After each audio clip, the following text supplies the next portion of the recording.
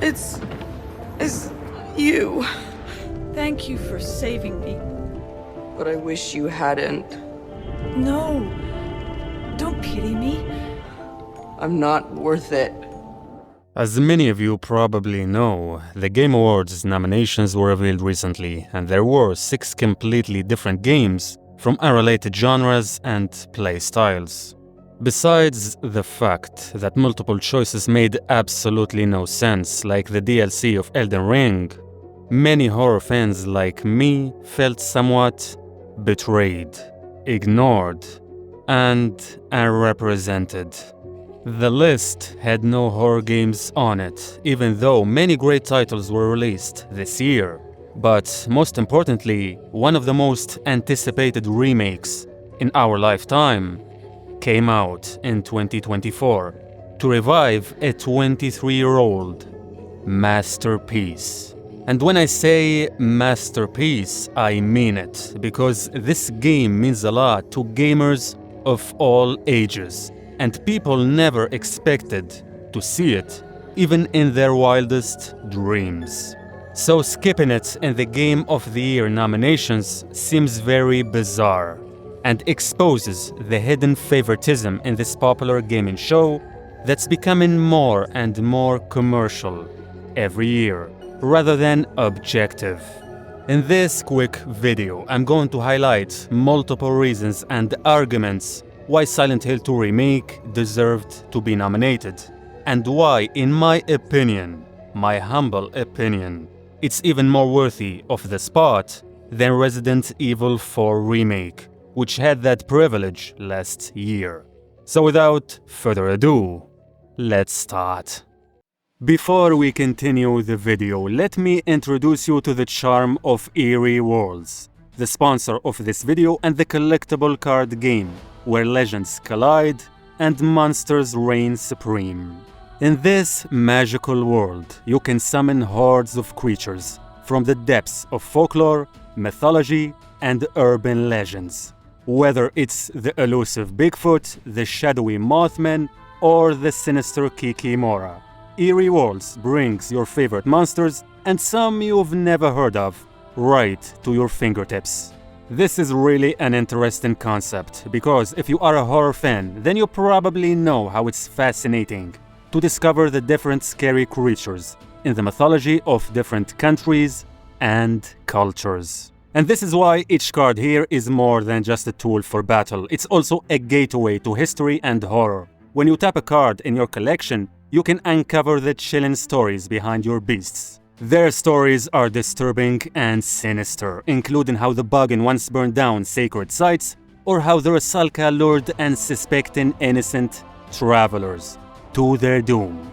And the best part is that new hordes are released regularly, introducing fresh monsters and folklore from every corner of the globe, which means the possibilities are freaking endless. You can choose your path with 4 different alliances: Grimbold, Zerofel, Riven, or Cynic. And with these alliances, you have the option to go monodeck for focus or mix and match to create powerful combos that suit your playstyle. But the features here are far from over, because if you have duplicates, you can merge them to create even stronger monsters. It's all part of a smart strategy, as using the duplicates wisely can help you build your ultimate deck and crush your opponents to control the rift before more creatures escape. If you loved what you heard, then click the link in the description to download the game, or visit eerieworlds.com to find out more. Back to the video now.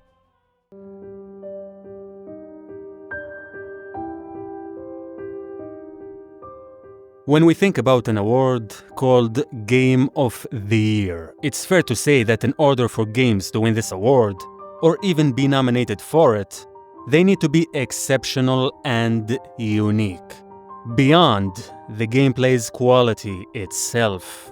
I mean, let's be honest, there are dozens of incredible games every year that have amazing action, realistic visuals, and fun gameplay. But they still have no impact on you as a person, and they don't even stick in your mind after you finish them. They're simply games you play to enjoy your time and move on. However, Silent Hill 2 is basically the complete opposite of that. It's a game by definition, but it's designed to be much more than that in multiple ways, whether in its narrative or the psychology it uses. I think you were right. What we're looking for, it's not here. The first element the game uses to make you resonate with it is the protagonist. James here is a normal guy in every sense, but at the same time, he's not really normal mentally. The game delves into his complex emotional and psychological state, which includes very, very heavy themes, such as grief, guilt, and trauma, making you question your own morality and confront uncomfortable truths.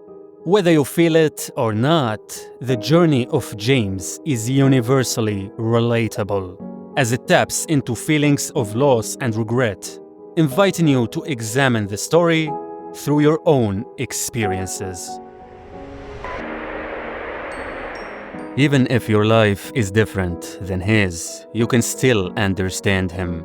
Or, in some cases, you'll feel scared of being in his place, because you're seeing a man losing his sanity before your eyes. James! Where are you? I've been waiting. What's even more disturbing is that the source of his fears is not really the monsters he encounters, or even the creepy town. It's actually nothing other than his own mind, which is the same source of fear and insecurity for us in real life. Silent Hill 2 is scary because it's a journey you can go through in real life, and a nightmare that can haunt you personally.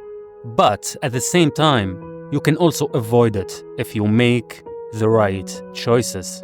And that's exactly what the game wants to teach you. The story of James is a reminder for you that regret won't save you from your past mistakes, and denial will only lead you to insanity rather than relief. Mary? So story-wise, Silent Hill 2 is Game of the Year material in any year because, believe it or not, in the last 23 years, we didn't have a single game that goes this deep or even explores these psychological themes in the same profound way. Even the other Silent Hill games failed miserably to replicate its perfect formula, which proves that such a game comes once in decades.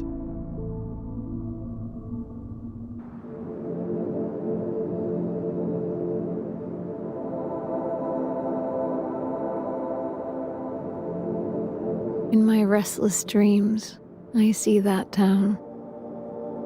Silent Hill.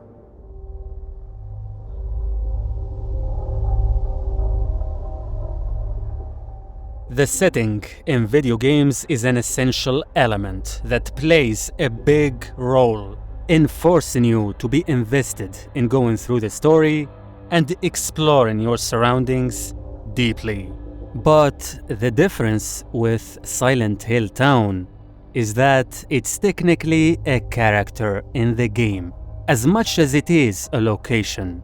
First of all, the town is not really motionless, as many of you might think. It's actually alive and aware of your existence inside it. In other words, the town basically shapes itself according to the fears, guilt, and trauma of those who enter it. So for James, Silent Hill Town becomes a reflection of his repressed guilt and grief over the death of his wife, Mary. Every location, from the eerie apartments to the foggy lakeside, feels like it's a living being, changing silently to evoke James's mental state and emphasize his emotional journey. Many players don't realize that the density of the fog in different places has a meaning, and it's not random. The fog here is designed to symbolize uncertainty, isolation, and the veil between reality and illusion. So when the place you're in gets more and more foggy, it means that the town is telling you that you're going deeper into the nightmare inside your mind. The fog also hides physical threats, keeping you always on high alert and scared of something that might show up, even if nothing happens. On top of that, the town masterfully combines horror with the ordinary by showcasing familiar locations, yet somehow twisted. Whether it's a hospital, an apartment building, or a hotel, every place mixes the horror with a normal reality, making you unable to feel safe anywhere. But what fascinates me the most about this town is that it's never fully explained. Never. No matter how much you explore it over and over. Sometimes you think it's real and supernatural, but at other times you feel like it's a psychological construct. And in the end, you really can't confirm any of these theories. It's all in the air. This ambiguity invites you to speculate, and it keeps the town a source of curiosity and mystery, even after you finish the game, which explains why you can find thousands of videos online of people trying to analyze its secrets as much as they can, but, as I said, there's no complete answer. It's all hints and clues, and your imagination has to fill the blanks. This place we're going to, what is it exactly? You ever stayed in a place like this? The walls are so thin, you can hear everything. Love, hate, jealousy. To make it simple for you, Silent Hill Town is not just scary. It's also extremely emotional. It makes me often feel a sense of loss or sadness when I explore it, and this is something that I feel but I can't fully explain. So how the heck do you not nominate a game with this iconic setting for the Game of the Year award? How? This place is different from what I remember. I guess things never really stay the same, do they?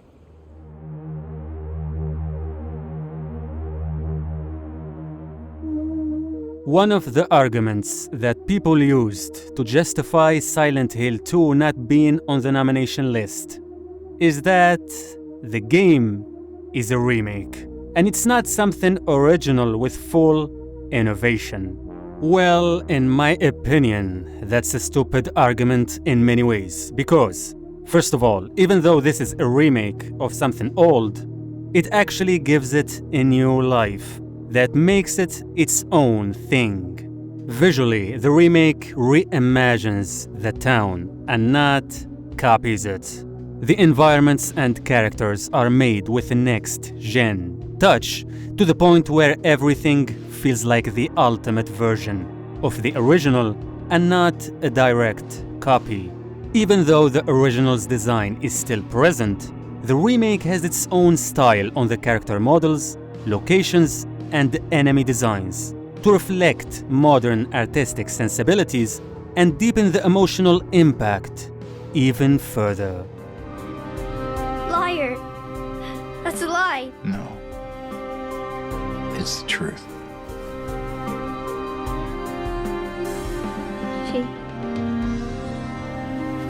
She died because she was sick? The remake also introduces modern controls, such as smoother camera angles and refined combat, which are completely new things that the original was never blessed with. And by the way, the puzzles here are similar to the original, but they're not identical. Many classic puzzles are expanded or replaced with new ones, that maintain the old spirit while offering surprises, even for veterans. However, nothing shows me the identity of the remake more than the emotions and the voice acting. Maybe he was right. Maybe I am nothing but a fat, disgusting piece of shit. But you know what? It doesn't matter if you're smart, dumb, ugly, pretty. It's all the same once you're dead. Luke Roberts did an amazing job making James sound and feel like the average guy he is, without making him seem too emotional. He knew very well where to sound calm, where to sound confused, where to sound angry, and where to sound scared and helpless. He conveys emotions more vividly, allowing me to connect with James on a deeper level like never before. So I really believe that he deserves to win the Best Performance Award, without a shadow of a doubt. His voice became related to James, and after playing the remake, I really can't imagine James having a different voice at any point. So no, this game being a remake doesn't mean it has no unique identity or charm. It's simply the best version of a masterpiece story, and we should appreciate the work done on it that helped us live the journey like we are inside it. Plus, let's not forget that Resident Evil 4 Remake was nominated last year, and no one complained about the remake part. And speaking of that,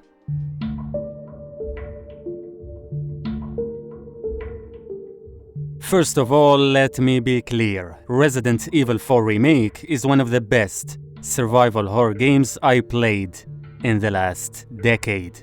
And there's no doubt that this game is a masterpiece. But, as I said before, my standards for an award like Game of the Year are always related to how unique the game is and the work behind it. What many people don't realize is that Bloober Team created all the beauty we're seeing in this game for way less budget than Resident Evil 4 Remake had. Believe it or not, the remake of RE4 had an estimated budget of $100 million because Capcom hired more developers to work on it. This is a number that no Silent Hill game ever dreamed of having, and Bloober Team can't even imagine having it in their dreams, let alone in real life from Konami. Konami is infamous for its tight budgets, and since Silent Hill 4, they have always looked for smaller teams to work on their Silent Hill games, for as little money as possible. And let's also not forget Alan Wake 2, which had a budget of 70 million euros, and was nominated last year for Game of the Year, even though I personally see Silent Hill 2 Remake as a much more significant title for gamers in general and horror fans specifically. And by the way, besides the development budget, Silent Hill 2 Remake had way less marketing budget as well, even though Konami has tons of money. Don't think they're poor or something. When we take all of this into account, I'm convinced that Silent Hill 2 Remake deserved a spot on the nomination list for Game of the Year, because such an award should always appreciate the work of developers and the quality of the product compared to any resources provided.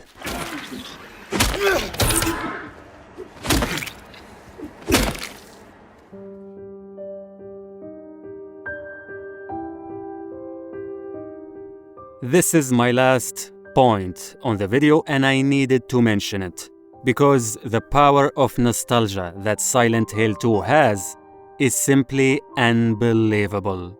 Of all the dozens of games that we talked about on the channel, I have never seen a similar case where people of all ages are so passionate to play a certain game and excited to learn everything about it. For those who played Silent Hill 2 during its original release, Revisiting the game for them feels like reliving their own memories that were built by its haunting world, unique storytelling, and psychological depth. Many fans literally associate the game with formative moments in their own lives, making it more than just a piece of entertainment. So the remake is somehow a bridge between generations that helped many older players remember something that their younger selves were excited about decades ago. And at the same time, many modern players grow up learning about Silent Hill 2's story and its deep narrative, but they never had the chance to play it.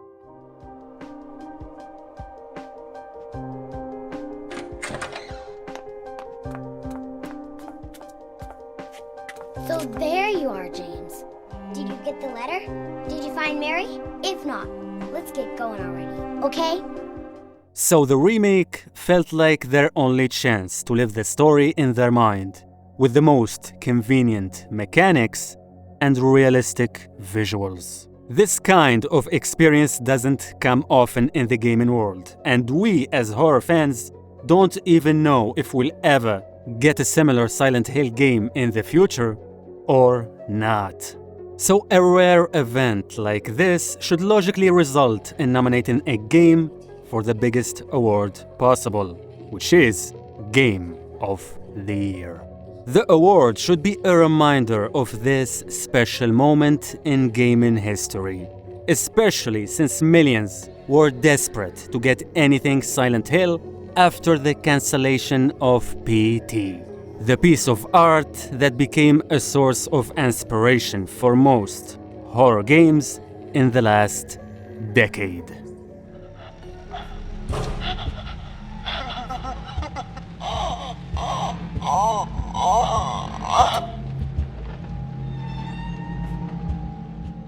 Anyway, these are all the points and arguments that I wanted to make to prove that Silent Hill 2 Remake definitely deserves a nomination for Game of the Year. But hey, at the end of the day, we all know that the Game Awards is all about favoritism and hyping games from certain companies over others. And considering Konami is not known for paying money to get some good marketing, it's obvious that their game won't be pushed to the top compared to other games from Capcom or Sony, for example. There's also a theory that the game was not nominated because Kojima has a deep relationship with the show, and they didn't want Konami to shine in the competition due to their beef with him. Anyway, give this video a like if you enjoyed it, and tell me in the comments if you agree with my points or if you really believe that Silent Hill 2 Remake is not worthy of a nomination to be Game of the Year. See you next time. See ya, fart face! Laura!